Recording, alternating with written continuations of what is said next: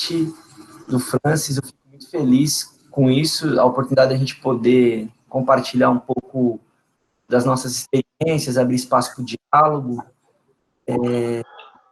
Eu não sei exatamente com vocês, mas comigo eu tenho encontrado nesses momentos de live dos colegas, as próprias que eu tenho que fazer, uma forma de acalento, assim, nesse momento que a gente vive, não só porque a gente, apesar de não estar fisicamente próximos, mas a gente pode conversar com os colegas, e ao mesmo tempo a gente tem uma forma de aprender, acompanhar o que os colegas estão fazendo, e eu acho isso muito bacana. Para mim, ajuda bastante. Bem legal, então por isso que é um prazer estar aqui com todos vocês, espero que seja útil o que eu vou falar aqui para vocês hoje. Se não do ponto de vista de concordância, pelo menos de incômodo. Se vocês saírem daqui incomodados, eu já vou ficar feliz com o resultado, tá bom? Esses tempos de pandemia terminam ressaltando um pouco algumas coisas que a gente vem fazendo ao longo do tempo, mas às vezes não pareciam muito evidentes, porque estava tudo normal. E aí, quando a gente tem esses momentos de ruptura, essas coisas começam a ficar mais latentes. E aí, para a gente falar um pouco de teoria e prática, vocês vão ver que eu vou ter uma linha de raciocínio sobre isso, e é importante eu marcar do começo que é uma linha de raciocínio, para não deixar aqui uma ideia de que o que eu estou falando é a verdade ou a única trajetória que pode ser seguida para debater o tema, tá? Então, é uma possibilidade. Então, é isso que eu quero deixar bem claro para vocês. E isso já ajuda bastante para a gente poder avançar nesse entendimento, tá legal? Eu tenho uns slides que eu preparei aqui, e aí eu vou alternando a minha fala aqui com os slides, e aí, se forem surgindo dúvidas, vocês podem apontar, e os slides também podem ficar à disposição. Então, se alguém quiser depois, Francis, eu mando o PDF, e aí vocês podem ter acesso. Então, assim, eu tenho umas referências que tem aqui nos slides, de repente não der para anotar, alguma coisa assim, não se preocupem, vocês podem ter acesso aos slides, né? E aí a gente vê como é que a gente organiza isso depois. Tá legal? Então, eu vou colocar aqui para vocês. Deixa eu passar aqui, vamos ver. Ok. Uma coisa que eu ando percebendo é que, e aí isso, claro, quem sou eu, de onde eu estou falando, né? Eu estou falando de uma pessoa que trabalha no campo dos estudos organizacionais, que teve a sua primeira formação em turismo antes de ter em administração, e que digamos assim, uma pessoa entusiasta das ciências sociais. Então, esse é o lugar que eu estou falando, mais especificamente da sociologia nas ciências sociais, tá? Então, uma das coisas que eu ando percebendo, para a gente poder começar a discutir essa relação de teoria e prática na pesquisa científica, é que alguns campos de saber, aí campos na ideia de Bourdieu, eles são mais antenados com o contexto no qual eles vivem do que outros. E os campos da administração, da economia, da contabilidade, finanças, eu percebo que são campos que eles estão, digamos assim, colados na realidade vivida, mas essa colagem que existe nesse campo, ele é muito a partir de um idealismo que é chamado de racionalismo. Acho que isso é uma coisa importante de ser dito, um idealismo que é chamado de racionalismo. E por que eu estou falando que é um idealismo chamado de racionalismo? É porque a gente aprende que existe uma forma de racionalidade, e essa forma de racionalidade, ela parece ser única, verdadeira e inquestionável.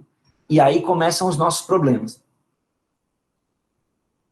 Então, eu coloquei aqui para vocês nesse primeiro slide, né, que a pandemia, assim como outros eventos, eu coloquei só alguns, mas a gente poderia citar outros, e mais recentes, que eu escolhi, né, como a Primavera Árabe e o Brexit, eles terminam sendo momentos de ruptura daquilo que a gente costuma chamar de normalidade, e suscitam na gente possibilidades de reflexão e entendimento daquilo que a gente vinha fazendo e o que a gente pode fazer dali para frente, né? Então, a primeira parte da minha fala é assim, não tem como a gente falar de pesquisa científica, nem de teoria, nem de prática, se ela não tiver um engajamento, né? O que eu estou chamando aqui de engajamento. Engajamento com o quê? Com a realidade, com o mundo vivido.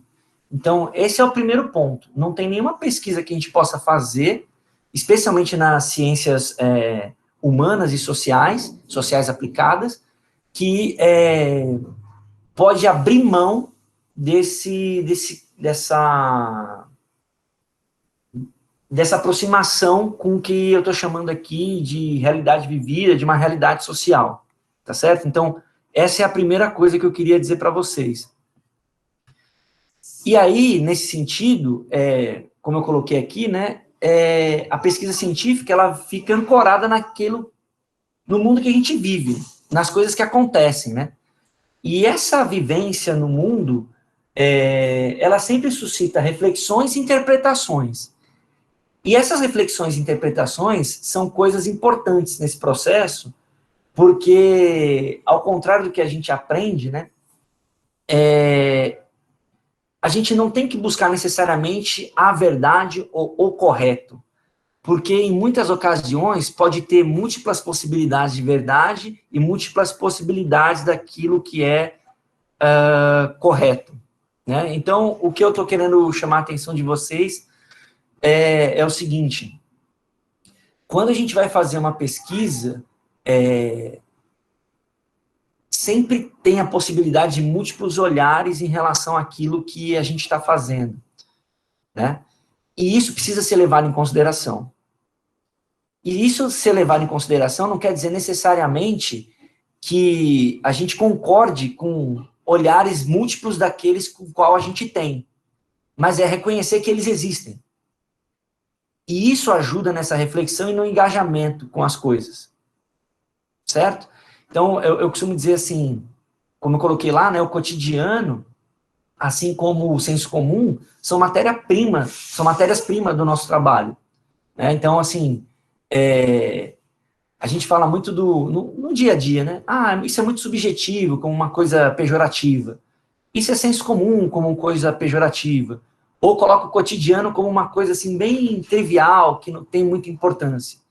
E aí a gente começa a perceber a importância do cotidiano quando acontecem coisas como essa, né?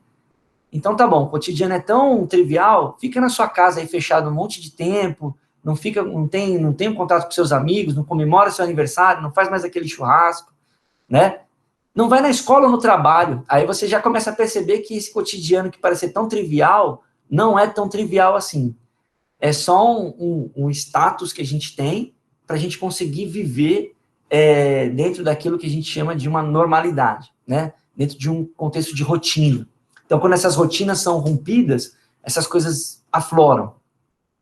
E aí a primeira parte da minha fala, ela tá ancorada nisso, porque eu vejo assim, né? Vou dar um exemplo mais prático para vocês. A gente vai ler um artigo, uma dissertação, uma tese, e aí tem umas frases de impacto, assim, no primeiro parágrafo, frases de efeito, que parecem que servem para qualquer trabalho, né? Se eu tirar aquela frase daquele trabalho, tipo, vou começar uma que era mais trivial e agora está diminuindo um pouco, mas assim, considerando o contexto globalizados, de alta competitividade, em que as empresas buscam diferenciar-se das outras no mercado, ampliar o seu market share, e blá, blá, blá, blá, blá, né? Assim, aí você pega aqueles vários textos, independente do texto que a pessoa está escrevendo, poderia caber em qualquer outro texto, né? Isso é uma prova de descolamento daquilo que eu estou chamando de realidade e engajamento. Não que não exista a globalização, não que não exista a concorrência e qualquer outra coisa dessa. O mais importante para cada trabalho é você conseguir mostrar o que aquele aspecto, ou da concorrência, ou da globalização, agora da pandemia, né, do Brexit, da Primavera Árabe, dos coletes amarelos, para citar mais alguns aqui, da convulsão social chilena, né, para pegar uma mais próxima da gente aqui, no nosso contexto latino-americano, tá, ok, o que aquilo tem a ver com a sua pesquisa, exatamente? O que aquilo tem a ver com o seu trabalho? Entende? E aí, eu já estou fazendo um avanço para dizer para vocês que, eu vou mostrar mais para frente, mas só para pontuar e deixar claro desde o começo que teoria e prática não podem ser opostos, um dualismo. Entende? Elas são coisas distintas, no meu entender, mas elas não podem ser opostas. E aí eu vou explicar por que isso não pode acontecer um pouquinho mais para frente. Mas é só para dar essa ideia, assim. Todo o trabalho que a gente está fazendo, a gente está em algum lugar, e esse lugar que a gente está traz conosco todo aquilo que a gente chama em inglês um background, né? Tem uma história, tem um contexto, tem uma situação específica, que é o que eu costumo dizer. Vou dar um outro exemplo, né? Reunião do colegiado do nosso programa de pós-graduação. É um caso bem interessante e deve acontecer em outros. Por quê? Como a gente está em um período de ruptura das rotinas, tem algumas coisas que vão continuando e, de fato, a gente tem, do meu ponto de vista, a gente tem que tentar avançar dentro da nossa possibilidade de viver e conviver, mas, de alguma forma, uma coisa ou outra termina alterando, termina tendo uma implicação. Então, o exemplo prático é o seguinte: vamos colocar aqui entre aspas, as flexibilizações em relação a tempo da CAPES, para cumprimento de prazos de titulação e coisas do tipo, isso chegou ao nosso programa porque os discentes acharam que eles deveriam reivindicar junto ao colegiado do programa uma dilatação de prazo. Inicial, eles pediram de 3 meses, né? Porque eles estavam imaginando um padrão, digamos assim, chinês, europeu, de que em 3 meses as coisas poderiam estar relativamente mais aceitáveis. E pediram isso. E aí vem a parte que eu acho que é interessante da reunião do colegiado, é como cada membro do colegiado, ou grupos dentro do colegiado, entendem essa reivindicação. Né? Para alguns, essa concessão deveria ser para todo mundo, de 3 meses e automática, não só para a qualificação, mas para a defesa. E para outros, essas reivindicações, ainda que eles entendam a dificuldade, não deveriam ser feitas de forma coletiva, mas individualizada. Então, a gente deveria insistir no cumprimento dos prazos e que cada um que sentisse o seu calo apertar, viesse ao colegiado e pedisse ao colegiado a autorização de uma dilatação de prazo. O que eu percebi nisso? Né? Que as pessoas que ou são solteiras, ou são casais sem filhos, né, ou já têm filhos grandes que não moram mais com eles, essas pessoas tendem a ficar focada no cumprimento dos prazos e tentar fazer com que o trabalho em casa seja como se fosse antigamente. E aquelas pessoas, ou que têm filhos pequenos, ou que cuidam de pais, né, que já são mais idosos, alguma coisa desse tipo, que tem teve intensificado o seu trabalho doméstico, alguma coisa assim, esses se sentiram mais, não comovidos, mas se sentiram mais, assim, simpáticos à causa, né? Simpáticos à causa e aderiram diretamente. Então, o que eu estou querendo dizer com isso? Dentro de uma reunião que tem um grupo de pessoas que estão falando de um tema comum, que é a dilatação de prazo a partir da pandemia, tem percepções diferentes sobre isso. E por que elas têm percepções diferentes? Aí que é o meu argumento, né? Elas têm percepções diferentes porque elas vivem de forma diferente a pandemia. E aí, para nós, enquanto pesquisadores, a gente precisa ter essa sensibilidade de entender essa dinâmica. E aí eu não estou falando que deve ser feito um juízo positivo ou negativo a quem quer que sigam os prazos ou a quem quer que flexibilize os prazos. Mas, enquanto pesquisador ou pesquisadora, é perceber que cada um entende a pandemia a partir do seu lugar. E esse exercício de estar no lugar do outro é difícil, mas a gente tem que perceber isso, reconhecer isso, e essa é a nossa busca. E é aí que a gente consegue fazer as conexões entre teoria e prática, né? Conexões que eu estou dizendo, deixa eu só fazer uma correção aqui, antes que alguém não, talvez de vocês, mas, por exemplo, se a minha amiga Silvia Guerra estivesse aqui, ia falar assim, quer dizer, então, você está falando que teoria e prática são coisas distintas? Aí a minha resposta para ela é sempre a mesma. Não, eu só estou tentando estabelecer um diálogo com quem pensa diferente da gente. Então, eu preciso usar uma linguagem comum, né? Dito isso, deixa eu voltar aqui para a gente avançar. Vamos lá.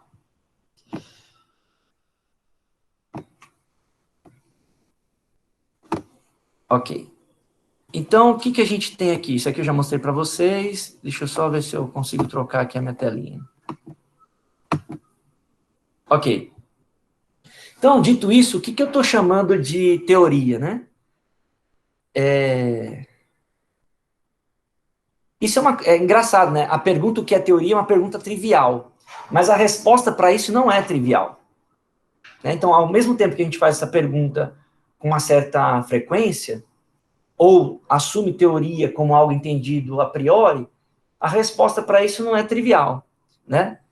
E aí, isso é uma coisa interessante, porque como a ciência, como a gente conhece hoje, né, surgida lá no iluminismo, ela tem o seu amparo dentro daquilo que a gente chama hoje de paradigma positivista, então, as ideias que a gente tem de teorias são formulações a partir desse paradigma, né, de um paradigma positivista. Então, a gente sempre está achando que a teoria é o encontro, né, de uma lei que serve para todo mundo, por isso é uma lei, né, ou a ideia de a teoria, que foi o que eu coloquei aqui no slide para vocês. Então, a gente tem uma ideia de teoria que como se fosse uma lei, né? Eu costumo falar isso, que é bem interessante, na ciência política. Ontem à noite eu estava ouvindo o Ariston contando das reformas e tal, da administração pública, e daí me veio essa ideia, né? Porque lá nos primórdios, os primeiros pensadores do que a gente chama de ciência política, sempre tem esse termo, né? Lei de natureza, e tratar as coisas sociais como lei de natureza. Então, isso é uma coisa importante para ser dita nesse primeiro momento. Uma ideia de teoria que está ancorada numa perspectiva positivista que surge a partir das ciências naturais. E aí também cabe dizer aqui que não é nada contra o positivismo, eu não levanto essa bandeira, mas a bandeira que eu levanto é que a gente tem formas de produção de conhecimento distintas entre os campos de saberes. Então, o que pode servir muito bem para ciências naturais, no caso das ciências sociais, nem sempre isso é verdade. Então, por isso que eu tenho essa observação inicial aqui.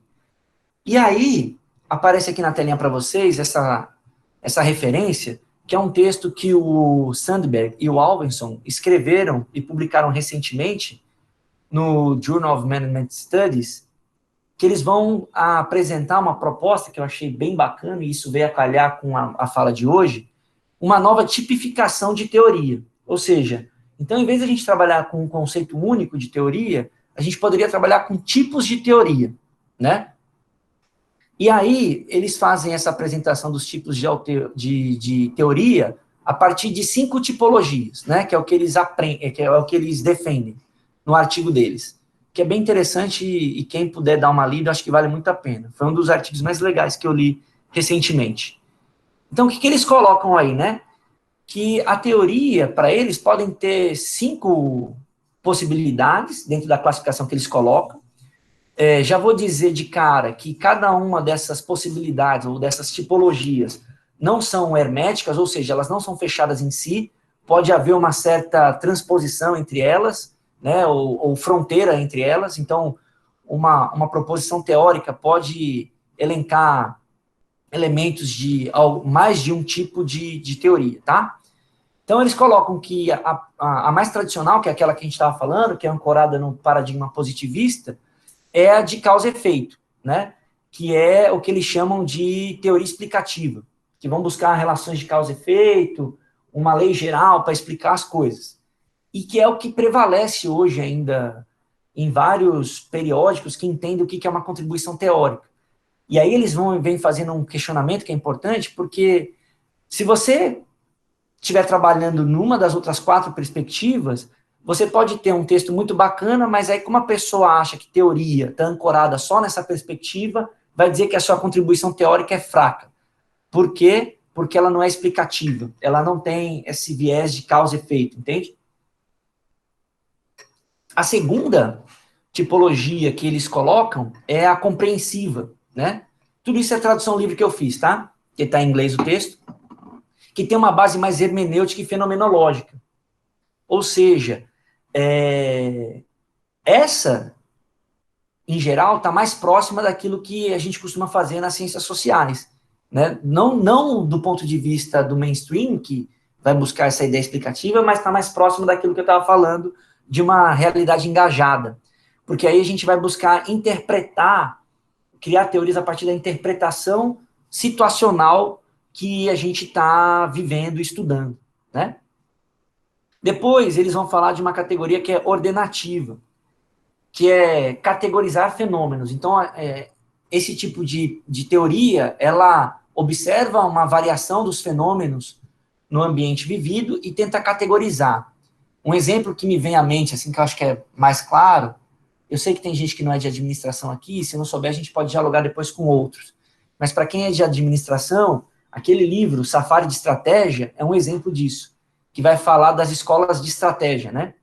Então, ela pega a estratégia, teoriza e vai teorizar a estratégia, o Mintzberg, e a partir de escolas, né? Escolas de estratégia. Então, esse é um exemplo. Depois, eles vão falar da categoria emergente, né? Da tipologia de teoria emergente, que é o enacting, em inglês, que está voltada para os processos organizativos, ou seja, ela tem menos preocupação ontológica em dizer o que é alguma coisa, mas tem mais preocupação em dizer como é que essas coisas acontecem, né? Então, dentro da minha filiação, vamos dizer assim, preferencial do que eu faço hoje, as teorias da prática se encaixariam aí, né? Mas não só. Tudo que tem a ver com organizing, né? Processos organizativos, fluxos das coisas em processo, em movimento, essas teorizações entrariam aí. E, por fim, e não menos importante, eles vão colocar o que eles chamam de teoria provocativa, que são aquelas que têm uma abordagem crítica decolonial, ou seja, elas não estão preocupadas em criar nada, no sentido de novo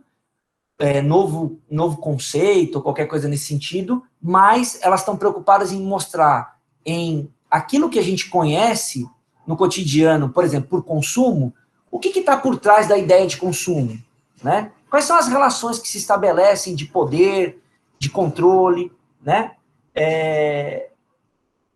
E aí ela faz o que eu coloquei aqui, uma ideia, isso é uma metáfora que eu fiz, de um raio-x, ou seja, as pessoas estão vendo aquela coisa, mas esse cientista está vendo aquela coisa por um olhar que as pessoas, em geral, não observam, né?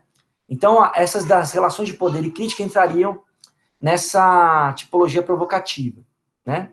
Então, deixa eu tirar aqui um pouquinho, essa proposta do Sandberg e do Alvinson, eu achei que faz muito sentido para mim, porque é isso mesmo, né, do meu ponto de vista. A gente lê uma série de trabalhos acadêmicos que têm contribuições fantásticas, mas que muitas vezes elas são colocadas em segundo plano porque elas não têm o padrão teoria, que é o padrão teoria dominante.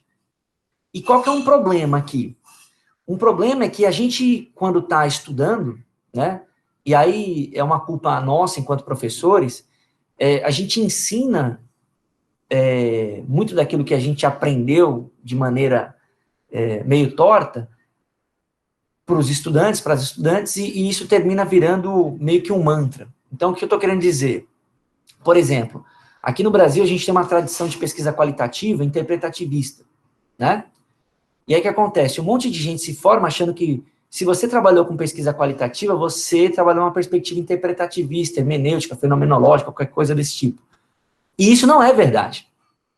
Existe pesquisa qualitativa funcionalista positivista. Mas isso é pouco falado. Entende? E onde isso ficou mais evidente para mim? É uma coisa estranha, né?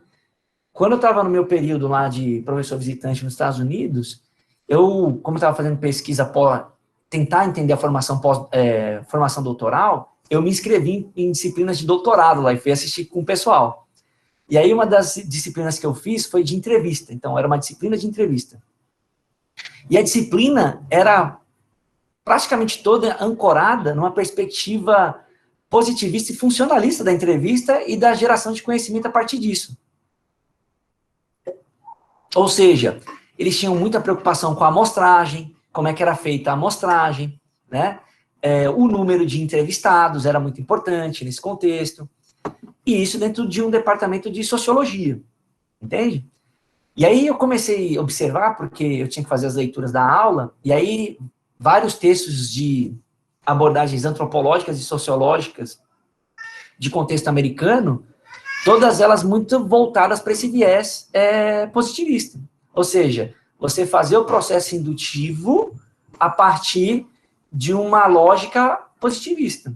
Como se a gente, como mais tradicionalmente a gente ensina, especificamente a administração no Brasil, que a gente chamaria de quantitativo, né? Quantitativo não paramétrico, para ser mais exato na minha explicação aqui. Então, isso é uma coisa importante de ser dita. Por quê? Eu, na experiência de editoria de revista, eu já vi avaliador pedir para reprovar artigo qualitativo que tinha um viés funcionalista.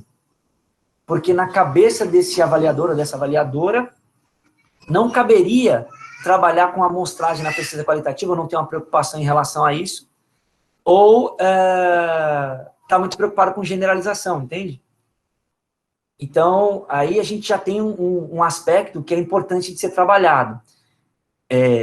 E aí entra no que eu estava dizendo no começo. Eu não trabalho nessa perspectiva, mas eu sei que ela existe e eu preciso reconhecer isso.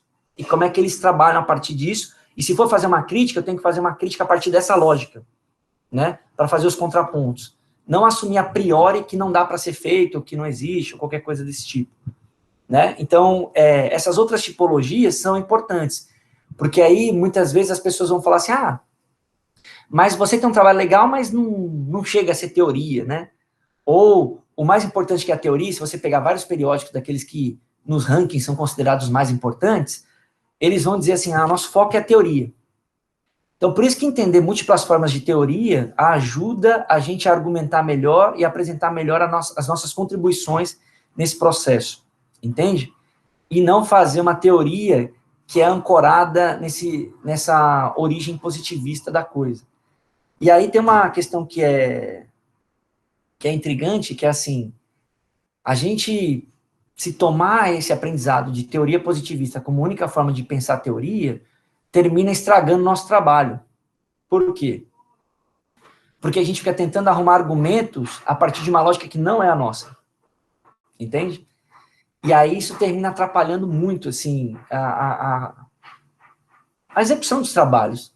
A mais comum que eu vejo é assim, a pessoa faz um trabalho qualitativo dentro de um paradigma, eu vou generalizar aqui, colocar como um grande guarda-chuva, interpretativista, hermenêutico e tal, e aí chega no final, que obrigam a escrever limitações, fala assim, a limitação do meu trabalho é que ele não pode ser generalizável.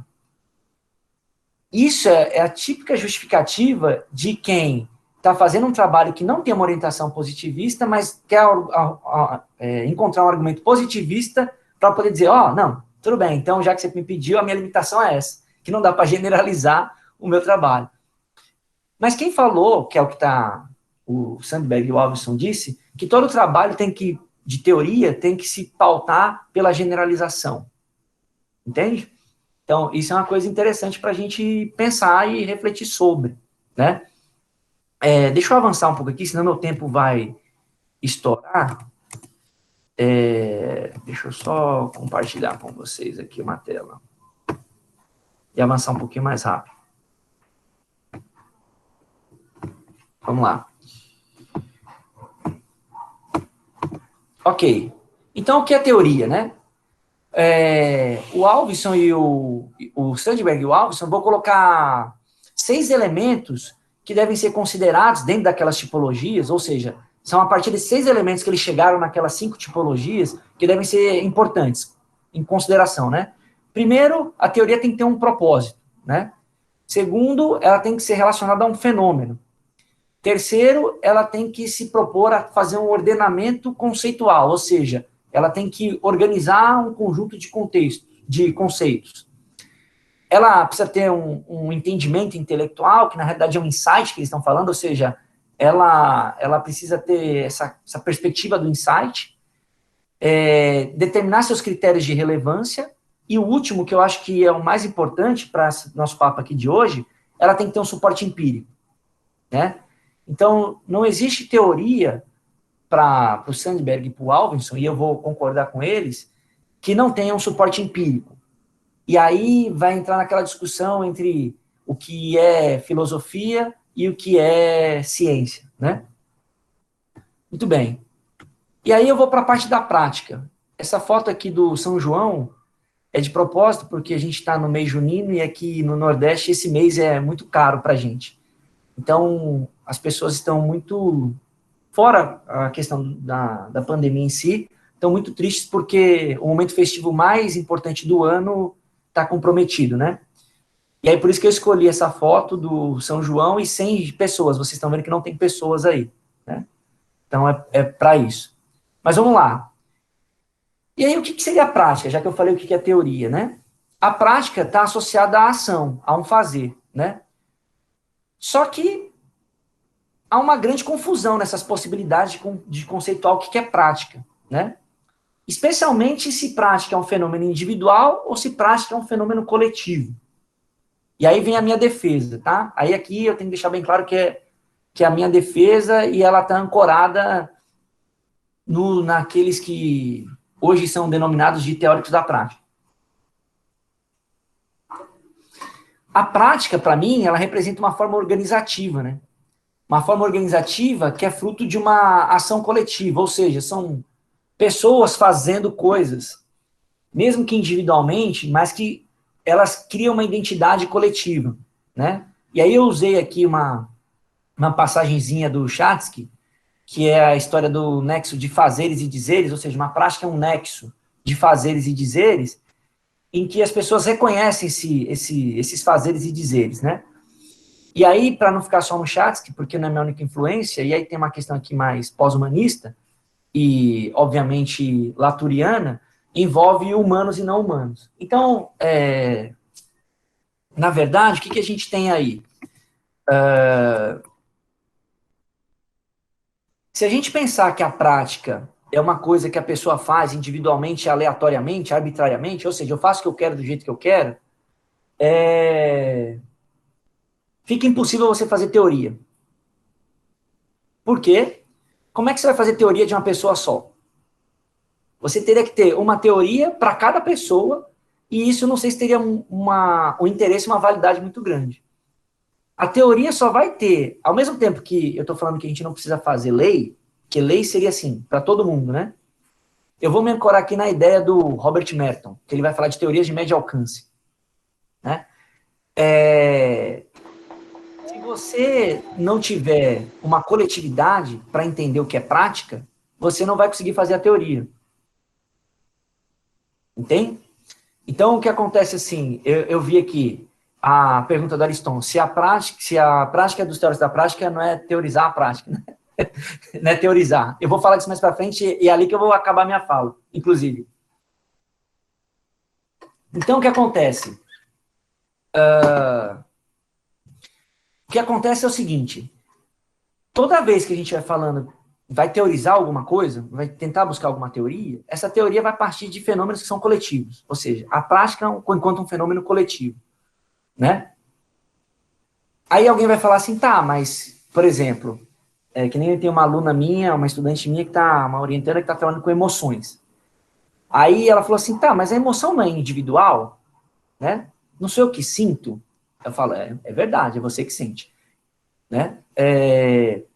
Mas, por exemplo, como é que você sabe que quando a pessoa morre, você chora e sente tristeza, né? Aí ela falou assim, ficou pensando, né? Eu falei assim, então por que tem lugares que quando a pessoa morre, em vez deles chorar, eles sorriem e fazem festa? Em vez de fazer um luto como é o conhecido por nós, assim, na sociedade ocidental, digamos assim. Daí isso ficou na cabeça dela lá, né? Eu falei para ela, a gente aprende essas coisas, né? A gente aprende essas coisas.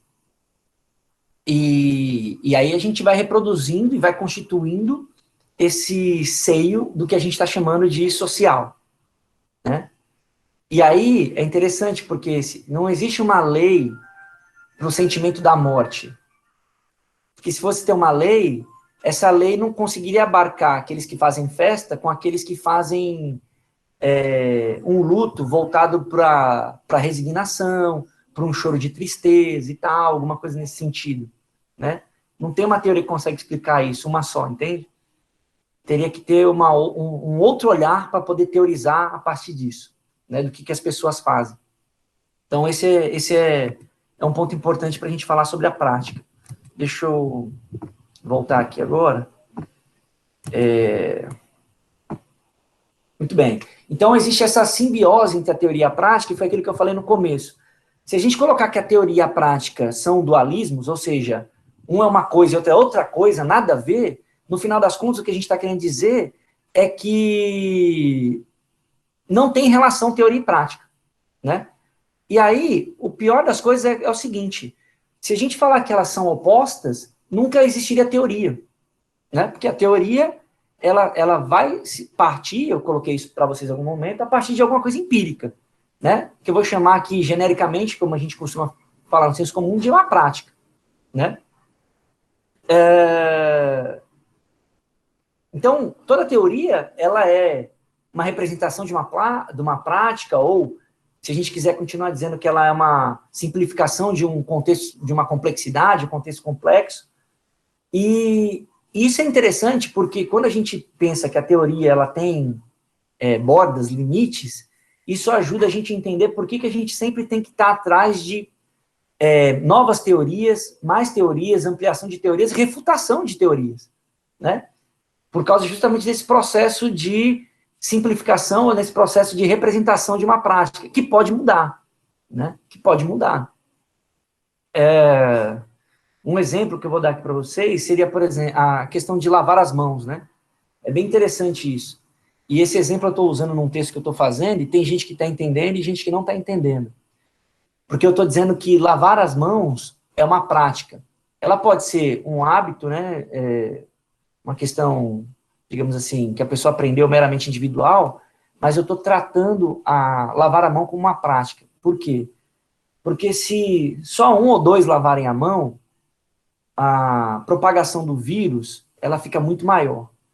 A gente só consegue mitigar, eu estou falando só num aspecto, que é lavar as mãos. Claro que tem outros aspectos que envolvem a mitigação do vírus, né?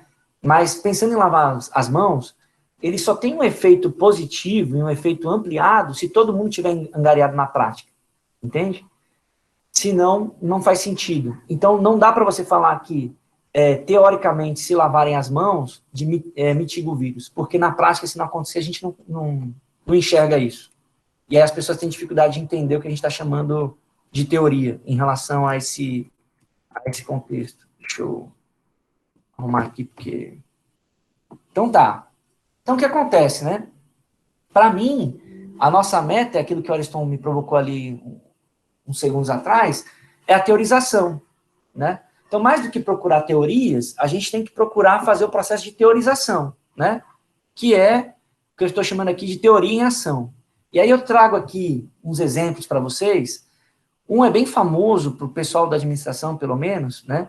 Que é o texto do Karl Weick, que vai falar o que não é teoria, teorização que é esse processo, né? Essa ideia de que a gente precisa, que é o começo da minha fala, a gente precisa refletir sobre aquilo que a gente está fazendo, com o mundo que a gente está vivendo, no contexto que a gente está engajado, para poder fazer teorização a partir do que é concreto, do que é vivido, né? Eu não gosto de falar a palavra real, porque, enfim, mas do que é vivido. Então, esse é o processo que a gente tem que ir atrás.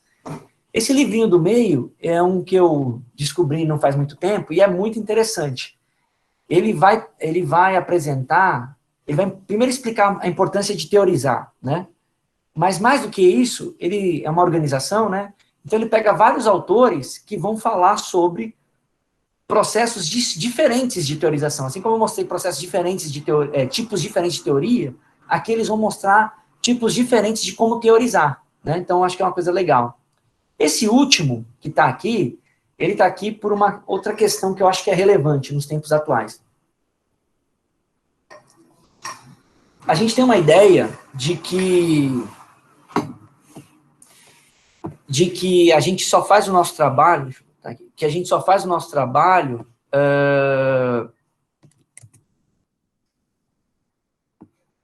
a gente só faz o nosso trabalho... Ah, vocês não estão vendo a tela? Pera aí, que eu acho que eu não compartilhei. Então deixa eu botar rapidinho e eu tiro de novo. Agora vai. Estão vendo agora, né? Então tá. Então aqui à esquerda tem o artigo do Kalvik. Aqui ao meio, o livro organizado pelo Sweetberg, né, que vai falar das possibilidades de teorização. E o último aqui, de Tunney e Knights, vai falar sobre métodos que são incorporados, né? Esses métodos que são incorporados, que é o que eu ia falar para vocês, que está aqui, o que acontece? Eles vão desafiar a gente numa coisa que também é muito tradicional e tem a ver com aquela perspectiva positivista e da teoria que eu disse no começo para vocês. A gente acha que o processo de pesquisa, do ponto de vista do pesquisador, da pesquisadora, aquele que está realizando, é um processo meramente cognitivo, ou seja, tá na cabeça e é ali que se dá todo o processo, né, da pesquisa, da teorização, da teoria, enfim, tudo. E aí a gente vai, a partir desse livro que eu coloquei, é uma referência, né, eu até já escrevi um texto sobre isso, pensar uma cognição incorporada. O que é uma cognição incorporada? Acabar com o dualismo mente-corpo, e aí a gente trabalhar numa perspectiva que o corpo interessa para fazer pesquisa, né? O corpo interessa para fazer pesquisa. E aí a gente desconsidera isso. A gente esquece que a gente está vendo, que a gente está sentindo, que a gente está escutando, que a gente está cheirando, né? Então, sim, aquilo que a gente vai chamar de cérebro e cognição tem uma importância e os neurocientistas avançaram muito nisso e tem muitas coisas interessantes que eles produziram. Mas a gente não pode desconsiderar essas coisas que têm a ver, entre aspas, com as outras partes do corpo, porque elas podem ser muito úteis para a gente trabalhar nesse processo de teoria e teorização. Inclusive, considerar os nossos sentimentos durante a pesquisa como dado de pesquisa. E isso é o desafio mais importante. Por quê? A pessoa vai dizer assim, então você está colocando sua opinião na sua pesquisa quando você faz isso, né? O grande lance é você saber reconhecer as coisas. Colocar sua opinião na pesquisa de forma aleatória seria assim, eu não gosto, sei lá, de rosa, e aí porque tem rosa, eu começo a falar mal de rosa, sem perceber que eu não gosto de rosa, estou falando mal de rosa. Outra coisa é eu ter a consciência, e aí o Carlos está aqui também ouvindo, isso é o que a Anne Cunliffe vai dizer, né? Eu ter a consciência de que está rosa, ou tem rosa, eu não gosto de rosa, mas esse rosa significa alguma coisa. Então não é simplesmente eu não gosto de rosa, entende? Então aquilo que você sente, você consegue fazer um processo de reflexividade, ou seja, isso vem à sua consciência e você consegue separar essas coisas. Não porque você deixou de gostar de rosa, mas você consegue perceber que rosa é uma opinião sua, mas ela também reflete alguma coisa que você pode ou não utilizar no seu processo de teorização e de pesquisa. Entende? Então, sei lá, hoje em dia tem esses movimentos políticos, né? De amor e ódio de parte a parte. Então, se você tem ódio por alguma das partes, isso pode entrar na sua pesquisa. Mas de que maneira? Isso entra na sua pesquisa você tentando entender por que isso é ódio em você. E isso, de repente, pode ser reverberado no entendimento das pessoas que você entrou em contato, nos contextos que você viveu, né? E também conseguir reconhecer que esse ódio não é de todo mundo, porque essa é uma tendência, né? Vamos pensar hoje no mundo que a gente vive polarizado politicamente. Tudo que é de um lado, né, e eu estou evitando dar nomes aqui, porque esse não é o nosso objetivo, mas tudo que é de um lado, parece que tudo quem não é daquele lado não presta. Ou é motivo de desconfiança ou é ruim. Só pararem para pensar, né? E tem gente que fala assim, mas como é que pessoas se alinham a esse tipo de pensamento, concordam com esse tipo de coisa ou apoiam esse tipo de coisa? Não tem essas perguntas que a gente faz? E isso pode ser de lado a lado, né? Essas perguntas que a gente faz são perguntas para pesquisa. Então, ainda que a gente não concorde, é aí que eu estou falando que a gente está separando uma coisa da outra, ainda que a gente não concorde, a gente tem que buscar entender qual é a lógica que permeia aquele fenômeno. Entender aquela lógica não quer dizer concordar com aquela lógica. E aí eu estou trabalhando com teoria e com prática ao mesmo tempo. Ou seja, uma prática que eu não concordo não quer dizer que eu não seja capaz de teorizar sobre ela. Entende? Então, por isso que existe essa simbiose, por isso que tem essa defesa, né? Aí, de novo, eu lembrei de mais um pedaço da fala do Aristóteles ontem, que perguntaram para ele se ele achava que o teto de gastos ia ser flexibilizado ou ia acabar, alguma coisa assim. E aí, qual foi a posição dele? Eu imagino, pela amizade que a gente tem, que o Aristóteles é contra o teto de gastos, certo? Que ele deveria ter uma outra lógica. Mas o que ele falou ali, ele não falou o que ele pensa, o que ele acha. Ele falou, ainda que ele não concorde, a partir da lógica que é dominante, que está lá. Ele teorizou sobre aquilo. Ele disse assim, ó, como fizeram na pandemia e flexibilizaram isso, eu acho que em outros momentos que apertar o gargalo ali, eles podem fazer para coisas específicas. Se eu entendi a fala dele, foi mais ou menos isso. Mas a lógica de manutenção do teto vai continuar, pelo menos por um bom tempo aí. Então, esse é um processo de teorização. Ele não concorda com o que está sendo feito, mas ele foi lá buscar o entendimento da lógica que é vigente ali. Então, ele é capaz de teorizar a partir de uma prática que ele não concorda. E aí está a simbiose das coisas. Entende? E aí é que, por isso que eu digo que não dá para falar que teoria é uma coisa e prática é outra, porque senão você mata as duas. Porque você tem que se filiar ou a uma ou a outra. E o negacionismo que a gente tem da ciência hoje, isso eu posso falar com tranquilidade, porque aí é um plano bem fácil da gente navegar. O negacionismo da ciência é isso, né? É você negar aquilo que não lhe convém simplesmente por gosto, ou por interesse político, ou por algum tipo de maldade. E não necessariamente porque, né? Então, vamos pegar a Amazônia, é um caso bem concreto. E aí eu vou caminhar para o final já.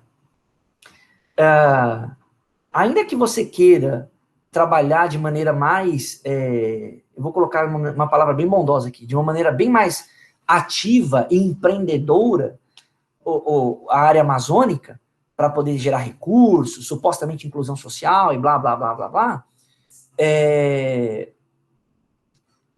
isso não pode ser descolado das consequências dessa atividade.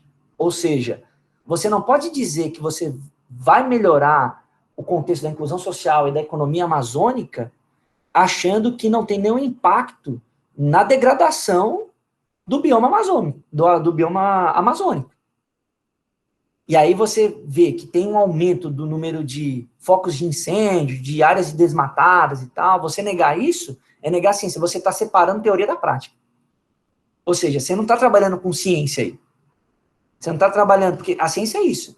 É a combinação das duas coisas. Que são diferentes, mas que tem que ter essa articulação. Certo? Então, era isso que eu tinha para dizer para vocês inicialmente, para a gente poder fazer uma provocação inicial. Desculpa ter passado aí do tempo, mas é porque é muita coisa e é complexo o assunto, né? E ainda assim, não sei se eu consegui avançar em tudo. E aí eu quero agradecer a vocês e devolver, então, a palavra para o Francis, para ele continuar aí com o nosso processo. Oi, Fernando, tudo bom? Tudo em ordem. Professor, eu queria fazer duas perguntas aqui.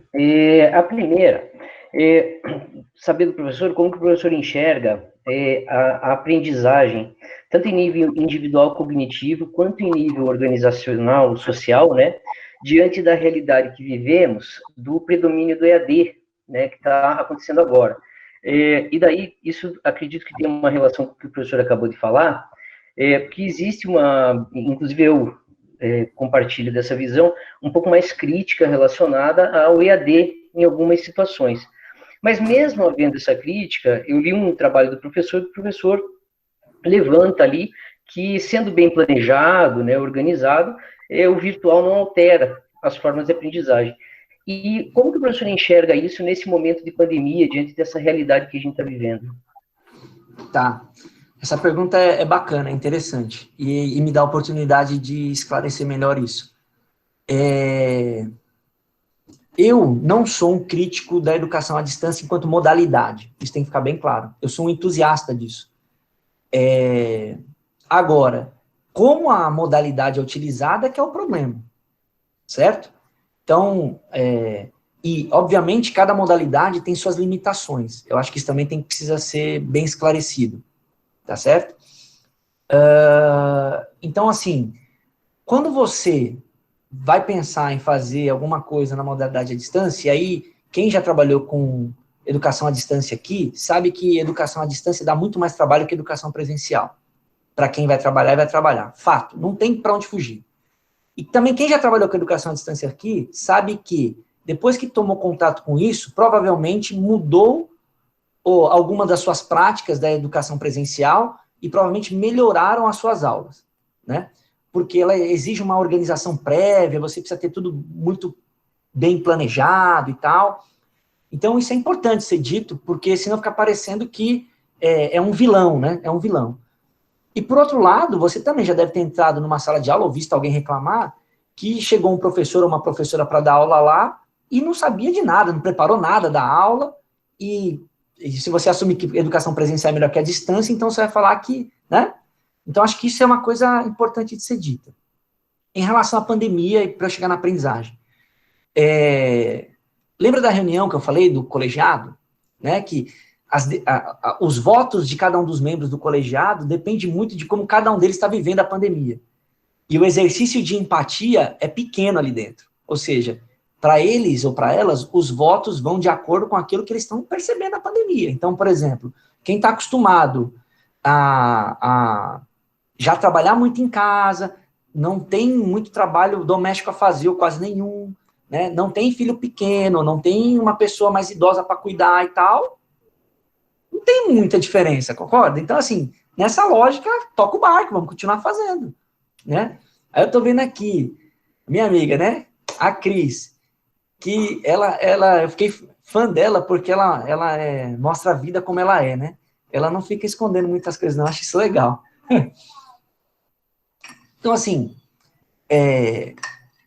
quem tem que lavar a louça, eu só achei interessante na louça, vou aproveitar ao vivo, vai até gravar agora, Cris, agora ferrou. Que naquele dia das panelas, o Billy já tinha perguntado das panelas, mas eu não vi nenhuma loucinha mais cascuda para lavar ali, só tinha copinho, coisa bem light, né? Tinha um make ali. Mas enfim. Ó, aqui, ó, esse é um exemplo, ó. Quem veio aqui falar? O que acontece é assim, quando você vive a pandemia de uma maneira diferente, ou seja, ou porque tem alguém contaminado na sua casa, ou porque você se contaminou, ou porque você tem crianças para cuidar, ou tem idosos, ou o seu trabalho doméstico aumentou muito, e é um trabalho, né? A sua percepção de como vai se dar esse processo da educação remoto à distância é completamente diferente. Entende? E aí eu acho que a discussão ela está errada, porque você citou a palavra que é correta para qualquer momento, seja presencial ou à distância, tá? Que é aí que é a minha tese, a minha defesa. A gente é muito preocupado com o ensino e pouco preocupado com a aprendizagem, que é o mais importante. Ou seja, as pessoas estão preocupadas em vencer o conteúdo que tem que ser dado, né? Cumprir aqueles tópicos, fazer slide bonito, né? E aí que eu acho que é interessante, porque é uma das críticas que eu faço, e eu faço com tranquilidade, porque o nosso grupo é um dos que mais fica mexendo com esse negócio de metodologias ativas, né?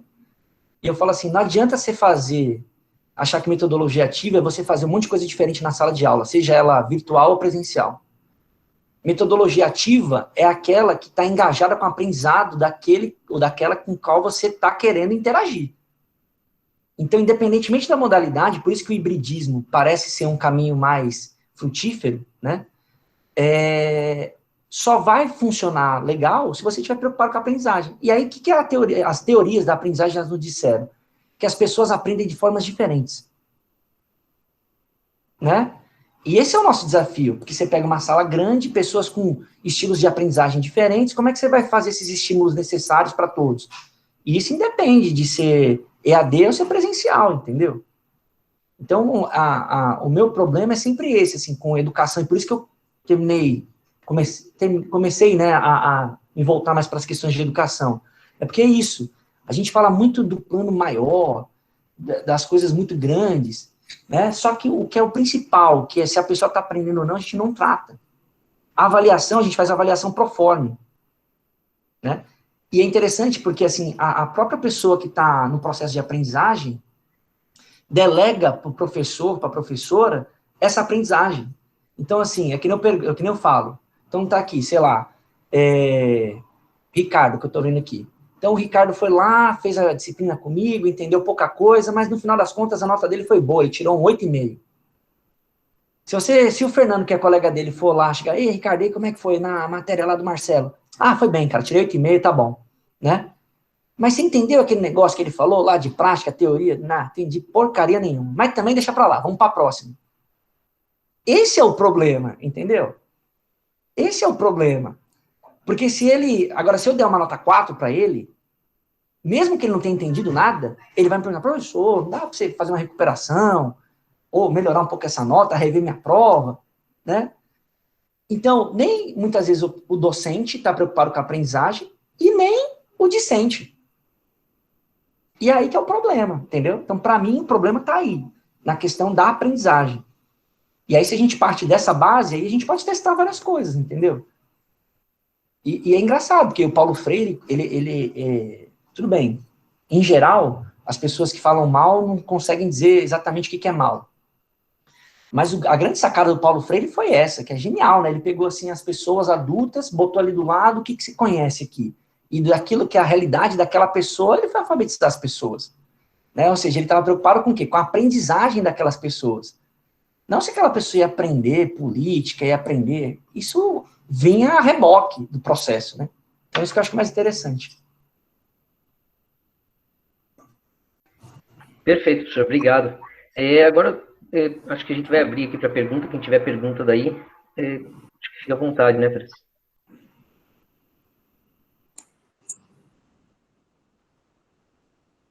Um por vez. Mas se ninguém se manifestar, eu faço outra. Vou aproveitar, então.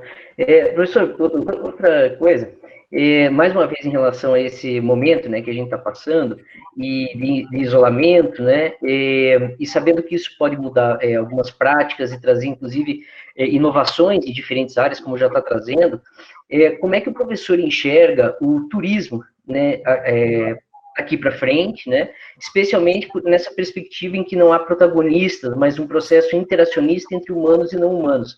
Então, assim, como que os humanos estão situados dentro desse fenômeno em relação ao turismo na pandemia, né, no que vai ser construído, e qual o papel de não humanos, como internet, mídias sociais, na construção desse turismo?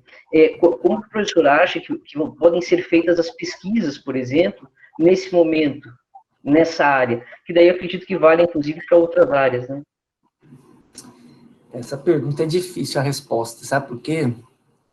E tem a ver com o que eu estava falando antes, né? Porque eu fiz turismo né? E anos depois, agora, eu sou muito crítico, não ao turismo enquanto essência, mas ao turismo enquanto prática, entendeu? Não fenomenologicamente, mas do quão real, do concreto, né? Porque, assim, o turismo gera muitas divisas, isso é verdade, mas o turismo, como ele é praticado hoje no mundo quase todo, né? E com algumas exceções, é a evidência da exploração das pessoas, entendeu? Ah, agora também tem outros não humanos aqui interagindo com a gente. É a experiência da desigualdade, entendeu? Porque ao mesmo tempo que gera muitas divisas, os trabalhos relacionados a turismo são muito precários. São muito precários, entende? E a falta de profissionalização disso é latente e isso termina tendo uma série de implicações. Então, vários desses negócios que vão acabar de turismo agora é justamente por isso, porque eram predatórios e que só se aproveitavam para ganhar dinheiro, então não tinha uma estrutura que suportava por trás. Então, eles vão sumir. Outros são mais organizados um pouco e funcionam um pouco melhor. Só que algumas práticas que já existiam vão precisar ser revistas. Vou dar um setor que eu conheço melhor. Eu vou passar isso aqui que a Lara me perguntou já. Por exemplo, da aviação. A aviação é muito voltada para a segurança do ponto de vista de acidentes. certo? Acidentes. E isso a aviação melhorou muito, é fantástico, é muito bom. Por outro lado, em relação à higiene, a aviação sempre foi uma porcaria. Eu não sei quantos de vocês já tiveram essa sacada de, assim, se você estiver voando cansado, tiver voos muito longos, você termina pegando um resfriado, termina tendo alguma virose, alguma coisa assim. Quem viaja muito percebe esse negócio. Por quê? O ambiente do avião já não é muito propício para isso. Mas como a higiene é muito maltratada ali dentro, isso potencializava demais. Isso é uma coisa que vão ter que rever. Já estão revendo, né? Então isso eu acho que é uma coisa que é interessante, que, né, vai reverter. A hotelaria já tinha uma preocupação anterior a isso. Agora, o que eu acho que a gente tem que pensar em relação para responder aqui, né, o problema de pesquisa e como é que a gente pode trabalhar com turismo, é muito mais, isso eu acho que é o principal desafio, a interseção entre o público e o privado em turismo, isso é muito importante. Por quê? A gente costuma falar muito mal que turismo no âmbito do público, virou cargo de troca, né? Virou cargo de troca, ou seja, para fazer coligação, para fazer alguma coisa desse tipo, atender uma coisa aqui e acolá, usa a pasta do turismo e os cargos relacionados. Mas do lado que a gente chama de mercadológico, não tem muita diferença em alguns aspectos. Entende? Como é que você vai fazer um negócio ser altamente profissional se você não contrata profissionais para isso, ou se você não tem disposição de treinar os seus profissionais, de se reinventar em relação a essas coisas? Então, essa intersecção dessas duas coisas, do público e do privado, elas têm a ver. E é engraçado porque esse privado é que eu acho que tem que dar o start de profissionalização para chegar no público. Porque se o privado tivesse essa profissionalização que eu estou cobrando aqui, eles jamais aceitariam um ministro do turismo qualquer, ou um secretário de turismo qualquer. Tá entendendo? É simples, só fazer uma analogia. Vê aí como é que funciona a educação, tudo bem, tá lá aquela pessoa ali, mas o movimento contra aquela pessoa é gigantesco. Olha a saúde agora. O movimento contra o general é gigantesco. Vai ser difícil, a não ser que seja um médico de caráter duvidoso, uma médica, que vai falar assim, não, eu estou muito confortável com o ministro que está lá. Agora, quando você vê isso do pessoal de turismo? Não vê. E aí tem uma outra parte, só para fechar essa coisa aqui, dessa pergunta, que é assim, a própria formação da educação dos profissionais de turismo é um problema, é um problema. E aí algumas pessoas lá do turismo às vezes ficam perguntando por que eu não sou mais próximo deles. Eu sou e não sou, mas é porque eu tenho uma crítica, assim. Qual é a minha crítica? As pessoas que fundaram os cursos de turismo no Brasil, várias delas ainda estão vivas, né? Elas criaram um curso de turismo que não é um curso de turismo. Era um curso que parecia aqueles da época dos castelos medievais, que você pegava seus filhos assim, ensinava artes, geografia, um pouco de história, literatura. O curso de turismo é isso. Mudou um pouco nos últimos tempos, mas durante muito tempo foi isso. Então, na prática, essas pessoas, assim, entendiam razoavelmente bem de cultura, mas muito pouco de turismo. Principalmente nas discussões que envolvem economia, política, né, que é o cerne para a gente poder fazer a discussão disso. E essas pessoas estão lá. Né? E elas têm um outro problema. Elas não deixam a área se renovar. Tá gravando isso aqui, depois vão me cobrar, mas não tem problema, eu vou dizer tudo de novo. Eles não deixam a área se renovar. Parece os caciques políticos que a gente tem, sabe assim? Que não deixa aflorar, a não ser aqueles que eles querem. Então, assim, sei lá, vamos pegar aqui o Fernando, foi meu aluno, eu acho que ele é bacana, então eu começo a colocar Fernando em cargos importantes das associações, lá, e aí beleza. Mas outros não podem, entende? E aí, é o que eu não vejo na administração, por exemplo. Ainda que eu não vou dizer que a gente é perfeito, a gente não é. Mas a nossa renovação é muito maior do que em turismo. Né? É muito maior. Aí, ó, Cristiana está aqui. Não faz muito tempo que ela se formou, né? Já está participando das coisas, né? Aí, o Francis se formou um pouquinho antes que eu, né? Mas aí teve o Francis, eu cheguei, o Ariston já está mais um tempinho, mas tinha outros atrás do Ariston, e nem por isso também a gente deixa de reconhecer os nossos professores, né, que ajudaram a dar os pontapés iniciais. A gente premia, eles participam, a gente respeita, a gente chama para falar, mas no turismo são sempre os mesmos, entende? Então isso me incomoda um pouco lá, em relação a esse tipo de coisa, e acho que por isso que a área não avança tanto, entende? Acho que é um pouco isso, assim. Perfeito, professor. Tem uma pergunta ali do Roberto, se existe alguma relação entre a sua palestra, ou o tema que o professor abordou, e a Ground Theory. Tem, tudo a ver. Porque assim, né, é interessante isso, eu vou fazer uma simplificação da complexidade aqui. Qual que para mim é o grande lance do que a gente chama de grounded?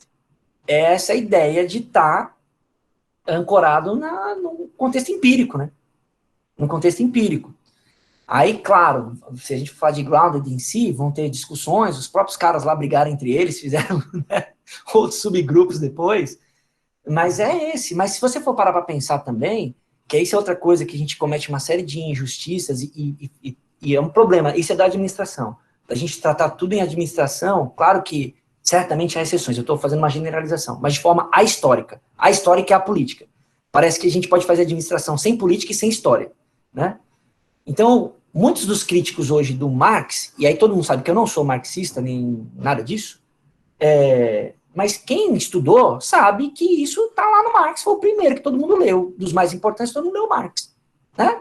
Ancorado na praxis que ele vai falar, e aí depois surgem as diferenças, que ele vai falar que é a partir do trabalho, blá, blá, blá, blá, blá. Mas está lá, ancorado a partir de uma realidade vivida. E isso chega na Grounded, né? Isso tem a ver com as teorias da prática também, vai beber nisso lá, ainda que a gente não avance para pensar necessariamente em lutas de classe e tal, mas a ideia de que tem que ser ancorado em uma coisa empírica tá lá. Mas quem foi que falou isso primeiro foi ele, entendeu? E que trabalhou em relação a isso. Mas aí, se eu falando isso num público, digamos assim, de empresários, só o nome Marx, o cara, é comunista. E esse cara não sabe o que tá falando, né? E não tem nada a ver, né? Não tem nada a ver. E ideias liberais hoje, enfim, uma série de coisas, né? Então, isso é uma coisa importante de ser dita. Então, o lance da grounded é esse, é de você deixar o campo falar, porque esse é um outro problema, que eu não falei lá na minha explicação inicial, mas vou dizer agora. Como a gente a gente não é bem treinado para pesquisa, eu tenho essa posição. A gente aprende que tem que ler uma teoria, acha que aquela teoria é a verdade, e a gente vai para o campo empírico com aquela verdade pronta. O exemplo que eu dou nas minhas aulas são as 5 forças de Porter. Aí eu brinco assim, aí o cara vai lá em Cajazeiras, que é um município no interior aqui na divisa com o Ceará, que tem uma economia pujante, é bem legal, inclusive. Mas é uma cidade pequena, de interior, né? E quer encontrar 5 forças de Porter para analisar um comércio que tem lá na avenida principal, entendeu? Ou então você pega lá, sei lá, outro exemplo que eu dou, esse eu invento, que tem uma teoria de 5 possibilidades de liderança. Aí o cara vai lá, olha a empresa e acha os 5 tipos de liderança lá, entendeu? Por quê? Quase como... É aí que eu falo que é o ranço positivista para pensar o que é teoria. Ele vai fazer teste de teoria. E nem faz bem feito, porque ele não entende direito o que é teste de teoria. Então, por isso que eu falo, a gente não pode brigar com os paradigmas, né? Porque quem trabalha no paradigma positivista e vai fazer a coisa bem feita, sabe que é teste de teoria e vai conseguir fazer essa reflexão se o empírico não corresponde à hipótese formulada, né? Mas, em geral, a gente faz isso. E a gente não deixa o campo falar, a gente tem medo de teorizar, especialmente no Brasil, que aí eu acho que é bem interessante, eu vi que o Alex estava aí, a questão do pensamento colonialista. Ou seja, a gente ainda acha, em geral, tá, mas está mudando, que a gente não pode teorizar a partir da nossa realidade, porque a gente parte do pressuposto que ela é menos importante. Entende? Então, assim, a gente... É que nem eu digo, se a gente for falar de política brasileira tem um lugar próprio para teorizar, que não vai ser compatível em tudo com a política americana, mas os americanos mais inteligentes vão querer ouvir a gente falando, porque eles aprendem com isso. Entende? E as revistas estão abrindo espaço para isso agora. A gente consegue ver várias coisas que são brasileiras, que estão ali. teve esse artigo que eu fiz dos food trucks, que foi uma coisa bem legal que eu achei que eu consegui fazer com a Larissa, que eu lembro na revisão, tinha algum escandinavo fazendo a avaliação. Aí essa pessoa escrevia assim, tá, mas aqui na Escandinávia não tem comida de rua, assim, as pessoas não comem na rua, né, e tal. Você está fazendo uma generalização e tal, e pá, pá, pá. Aí eu lembro que eu escrevi 3 páginas para responder essa fala, dizendo que, primeiro, comida de rua, ainda que eu reconheça que lá na Escandinávia não é uma coisa muito comum, por vários outros motivos, porque comida é cara lá, então as pessoas não comem na rua porque não comem nem em restaurante, né? Escrevi isso para ela, mas que tem prato típico de comida de rua lá, que é um cachorro quente que eles têm, por exemplo, na Dinamarca, botei um nomezinho, né? Mas em outras partes do mundo é muito comum. Nos Estados Unidos é comum, no México é comum, no Brasil é comum, na Tailândia é comum, na China é comum, em países africanos é comum. Mas aí você vê, a pessoa, eu imaginei que tinha algum... Eu ainda perguntei pro Alex isso, ele tá aqui, se ele... Depois pode falar. Alex, você achou que isso aí foi um comentário preconceituoso? Aí ele falou, não, até que não achei, porque como ele é hard nesse negócio, achei mais ou menos, ele falou. Ele falou assim, talvez um colonialista naivo, né, inocente. Mas a gente tem essas coisas. Se fosse outra pessoa que recebesse feedback, de repente fala assim, bom, então eu vou tirar, né? Vou fazer ponderações várias. Eu não, deixei no texto, escrevi as coisas que tinham lá, mandei pro editor da revista, o editor da revista espanhol, que tem comida de rua bastante, né? E falei, pronto, cara, beleza, então vai, né? Mas são essas coisas que a gente precisa entender, que a ciência é um diálogo, né? É um diálogo, e tem coisas diferentes, que não, leis gerais, para falar de ciências sociais é meio complicado, enfim. Diz lá o Levi-Strauss que o parentesco é uma lei geral, né? Para resolver isso a partir da ideia de, como é que fala? Do incesto. Mas aí depois ele também já dá uma flexibilizada que ele diz assim, não, mas o incesto também não ocorre, o incesto é comum a todos, mas como ocorre o incesto é diferente em cada lugar. Né? Então, assim, acho que essa é a mensagem que eu quero trazer, da gente pensar dessas possibilidades de diferença, desde que a gente tenha bons argumentos, entende? Perfeito, professor. Acho que agora daí a gente abre para, enfim, perguntas, interações, mas obrigado pelas respostas.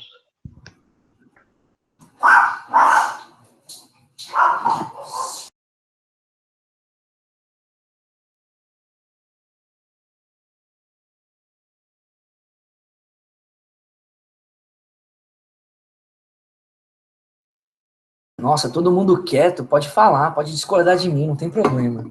Eu não vou ficar triste.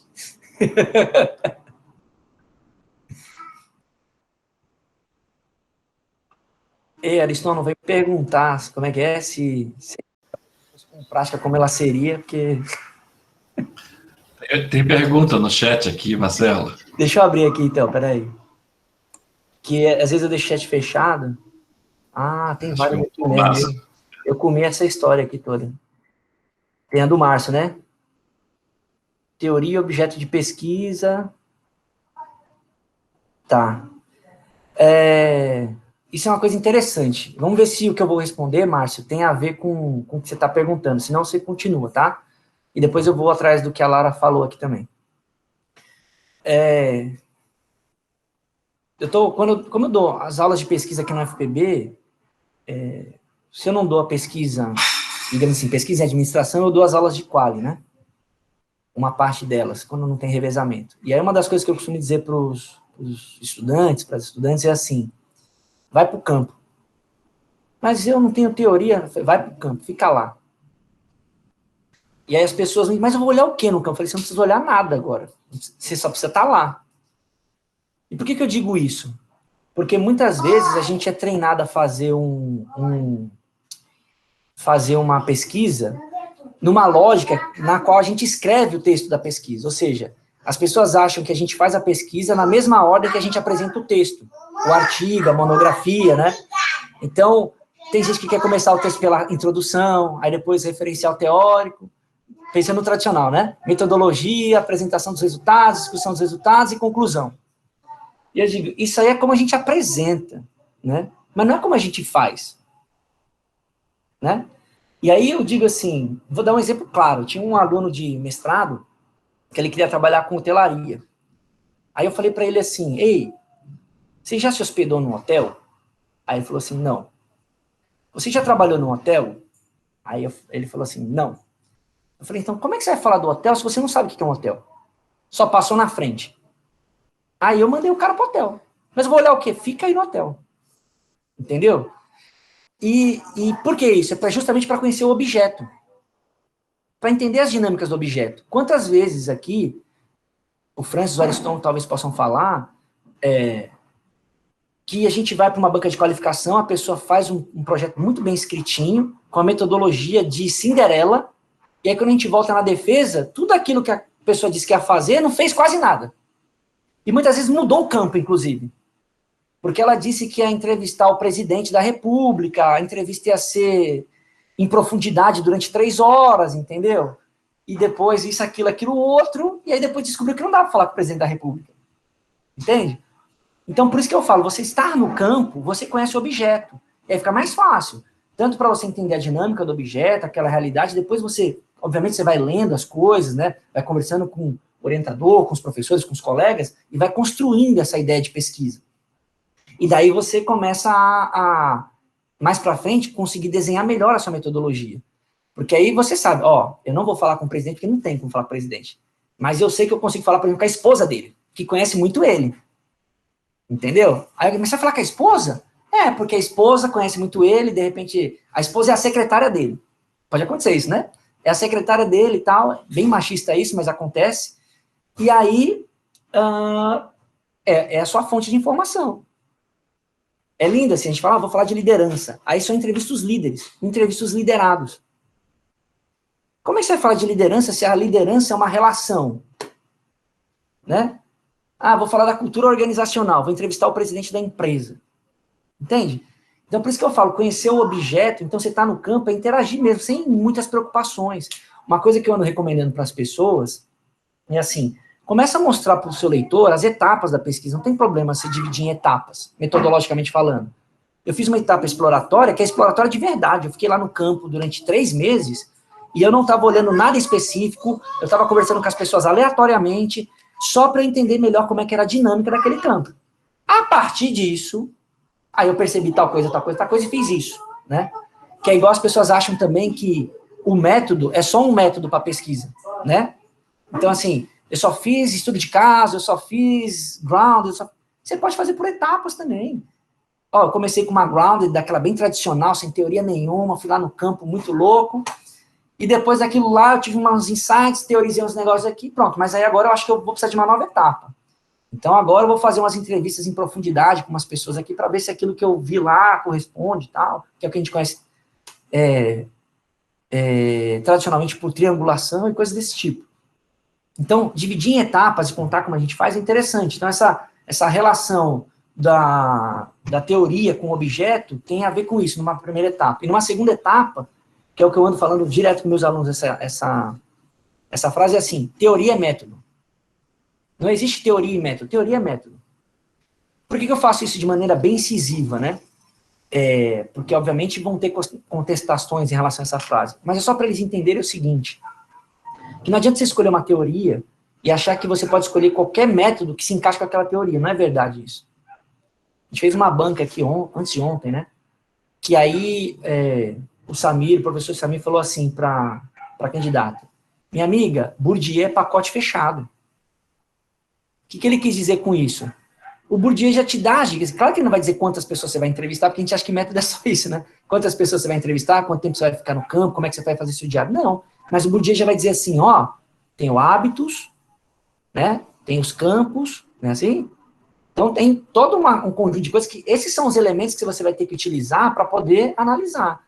Aí o que eu acho que é um pouco mais fácil explicar para eles entenderem, eu falo, Marx. Como é que você vai fazer um trabalho baseado em Marx e não vai falar de lutas de classe? Opressor e oprimido, né? Trabalho, domínio dos meios de produção. Não tem como. Essa já é a metodologia do trabalho, entende? Agora, como você vai coletar os dados, né? E também até para analisar isso, que as pessoas querem. Isso é uma coisa interessante. Especialmente a administração, o turismo também tem isso, meio que convencionou-se que fez pesquisa quali, você vai fazer análise de conteúdo ou análise de discurso. Eu não sei de onde saiu esse negócio. E é engraçado que revisores e revisoras também pedem esse tipo de coisa, mas eu não entendi a sua análise. Tá, mas se eu usei Bourdieu, eu não preciso fazer análise do discurso, nem análise de conteúdo. Eu mostro como é que o hábitos opera, eu mostro quais são os campos, o poder simbólico, essas coisas todas, e eu estou explicando. E tem uma lógica por trás, né, que é da teoria. Por isso que eu falo que teoria é método. Entende? Quando eu fiz aquele negócio lá, da etnometodologia, foi essa lógica que eu segui. É, filha. Parabéns, minha filha fez cocô no piniquinho, gente. Ó, todo mundo bateu palma pra você aqui. É uma luta isso aqui, é difícil. Então, o que acontece? A etnometodologia tem uns conceitos-chave ali, que foi o que eu usei. Então, no fundo, o que eu terminei fazendo, só que na época eu acho que... eu não tive muita habilidade para escrever o texto, eu não consegui deixar claro para o leitor que é assim, ó, o que eu estou querendo mostrar para vocês é assim, ó, a chave da teoria é isso aqui. E é isso aqui que é a chave da teoria que você vai usar de método, entendeu? Aí tem uma forma que eu organizei que é a própria, digamos assim, Marcelo Bispo. Mas a ideia é essa. E isso tem um problema, né? Então, eu acho que, Márcio, a minha resposta para sua pergunta é essa. E aí a Lara fez uma pergunta aqui sobre como elaborar o programa de pesquisa, né? Eu tinha uma professora, chama Dagmar Castro. Ela é viva. Ela é psicóloga, existencialista, sabe? E aí ela disse uma vez na aula lá do mestrado o seguinte: ninguém faz um projeto de pesquisa, a não ser que seja obrigado, que não tem a ver com as suas preocupações de existência. Como ela é existencialista, né? De existência. Se você olhar bem, no final das contas, se ninguém te obrigou a fazer o trabalho, esse trabalho vai estar relacionado com algumas coisas que tem a ver com a sua trajetória, tem a ver com as suas preocupações, alguma coisa desse tipo. E aí, para mim, um bom problema de pesquisa sai daí, entende? Você querer responder, dialogar, argumentar, criar a partir de coisas que são do seu cotidiano, que são próprias das suas inquietações, entende? Os meus exemplos, assim, por que eu estou mexendo com educação? Aí eu expliquei para vocês, porque eu acho que tem muita coisa de trabalhar no nível macro e não chega no que é micro. Porque formação doutoral ou programas de pós-graduação. Porque, para mim, o doutorado é onde forma os pesquisadores, mas onde formam os professores dos professores, não é isso? Muitas vezes. E aí, você perceber, a gente não tem pedagogia nenhuma para falar da pós-graduação. É zero. Cada um faz o que quer, do jeito que quer, entendeu? A liberdade de cátedra misturada aí com... Eu ia usar uma palavra, só que eu não vou usar, porque o ministro usou de maneira inadequada, né? Então, é liberdade de cátedra confundida com libertinagem, entende? E até a não aula, porque existe isso também, né? Você bota uns textos ali, a galera tem que ler, a galera discute, e você não fala nada e acabou a aula, entendeu? Então, eu acho horroroso esse sistema da pós-graduação nesse sentido. E por isso que me estranha muitas vezes quando alguém fala mal da EAD. Eu falo assim, tá, ok, tem as limitações, tem problemas de como ela é feita, mas e quando a gente faz essa aula desse jeito? Ou quando alguém fala assim, né? E esse que é um problema da nossa área que não trabalha muito com educação, né? Com pedagogia, essas coisas todas. Próxima aula, 6 textos para ler, 40 páginas cada um. Aí tá, você é o super-homem, você se vira. Mas aí tem a minha aula, tem a do Ariston, tem a da Cris, tem a do Francis para fazer.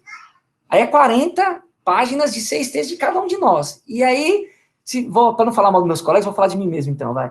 E eu ainda não satisfeito, vou pedir um position paper que articule todas as ideias daquele negócio.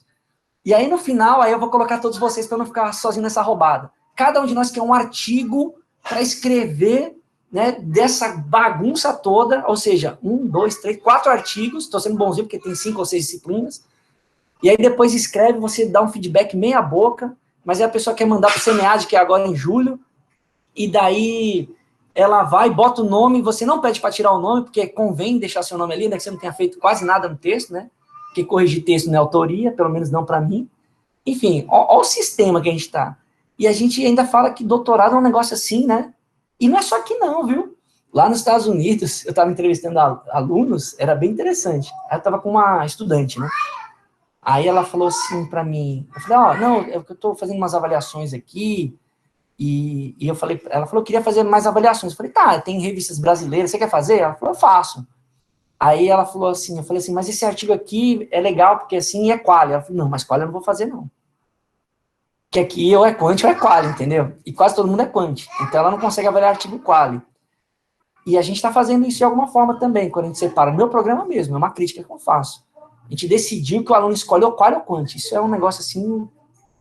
Mas enfim, tá aí, né? Eu perdi na reunião do colegiado. Se essa fita aqui... Será que ela vai ser mais preocupante do que a reunião do dia 22? Acho que não, né? Tem muita coisa que eu estou dizendo aqui. Então, é isso. Eu acho que o programa de pesquisa tem que estar ancorado na sua inquietação, sabe? Acho que dali que sai inspiração boa. E como você redige isso, isso é uma dica legal, técnica. Você redige uma vez, você não precisa se comprometer com aquilo para sempre. Você pode ir refinando aquela redação conforme você vai vivendo o campo, entende? Para explicar melhor. Isso é um processo comum, assim. Até os nossos textos, a gente faz uma versão, aí volta, faz outra versão, do mesmo texto, né? Da mesma ideia, só que a gente vai aprimorando. Isso é possível ser feito também com um problema de pesquisa e com um objetivo geral, específico, enfim. Ai, deixa eu ver, tem mais alguém que perguntou e eu não vi aqui no chat, que esse professor aqui tá por trás, deixa eu ver. Tem uma aqui, Camila.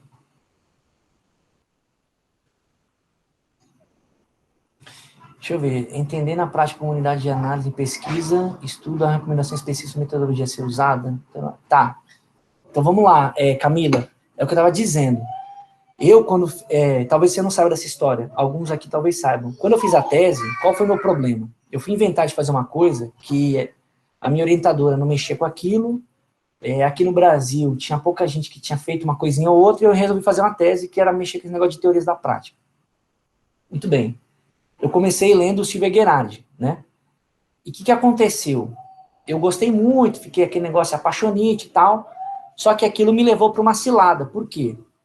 Porque a Silvia, até hoje, ela não reconhece isso. Mas eu já escrevi um texto que vai sair aí, e vai estar lá escrito, ela já viu o texto, agora todo mundo vai saber.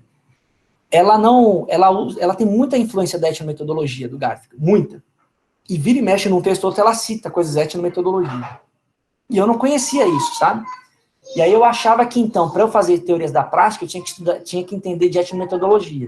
E aí, como quase todo mundo, eu achava que a etnometodologia era a metodologia para estudar prática.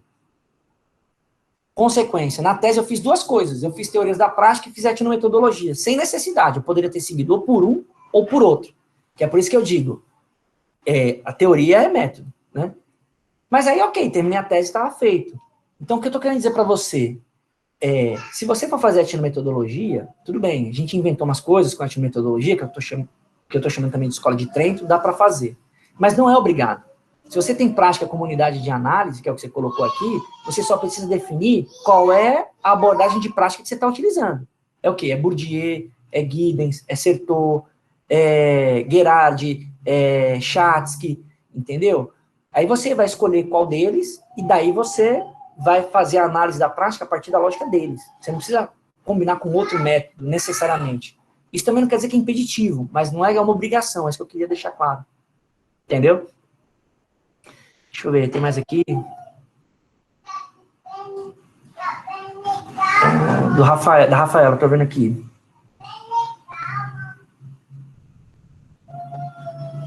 Ela tá falando da generalização, né, que pode fazer sentido na ciência da saúde, mas não em estudos sociais, assim, né. Mesmo na saúde, eles já estão avançando em várias coisas que fogem de generalização. A farmácia de manipulação já foi um movimento em relação a isso, né, porque aí você considera o indivíduo naquele contexto. A própria Covid está colocando eles no front com essas coisas, porque os tratamentos, como não tem um tratamento ainda, os médicos estão tendo que decidir qual é a melhor forma de seguir, estão tendo que avaliar o contexto do paciente, né, as comorbidades que ele tinha anteriormente, que carregava consigo e tal. Então, acho que essa ideia da generalização o movimento pós-positivo, pós-positivismo que eles falam, né, já tem um pouco isso, assim.